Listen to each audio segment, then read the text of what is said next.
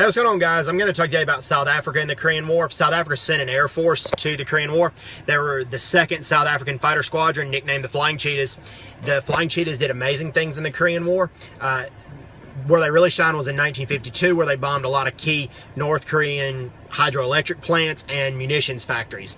They flew with and alongside the U.S. Air Force. The U.S. Air Force commanded them, and they flew alongside the U.S. Air Force in 1952 and bombed a lot of key North Korean hydroelectric plants as well as munitions factories.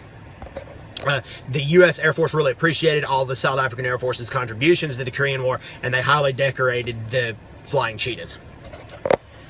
Prime example, okay, on July 23rd, 1951, there was very bad weather that day. However, despite that, the South African pilots bombed their target on the Han River. It was a key North Korean bridge on the Han River. However, because the weather was so bad, a pilot named M.L. Haley, his plane crashed, but a pilot named Roelof Michiel de Plooy did not go back to base. He stayed with M.L. Haley and did the best he could to keep the invading Chinese and North Korean forces from capturing M.L. Haley. However, due to bad weather as well, de Plooy's plane crashed, but the United States was so grateful and impressed with de Plooy, they awarded him the Silver Star, which was it's a very rare medal to get, but he was awarded the Silver Star for his bravery. Unfortunately, M.L. Haley was captured and he eventually died.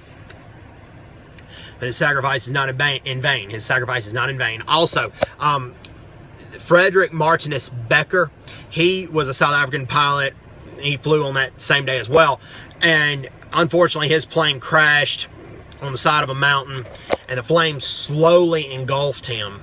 And this was all due to bad weather. During that time, planes were not equipped with the technology that they're equipped with now.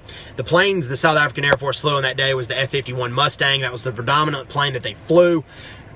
However, they did, later in the war, they flew the F-86 Sabre.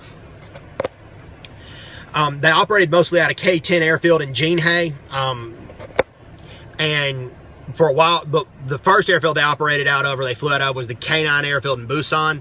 And the UN forces also occupied Pyongyang, North Korea, for a short period of time. And when that happened, the South African Air Force operated out of K-24 Airfield in Pyongyang. They did many amazing things. There's this pilot also in September 1951 whose last name was Grunder. He shot down a lot of key North Korean and Chinese anti-aircraft artillery. But his plane was damaged from the artillery, but he refused to go back to base. He kept shooting down artillery and kept shooting down the artillery even when his plane was damaged. And unfortunately, he died during the Korean War, but again, his sacrifice is not in vain. So God bless these brave South African pilots. So hope everybody's doing well. Take care. God bless, and bye-bye. Bye-bye.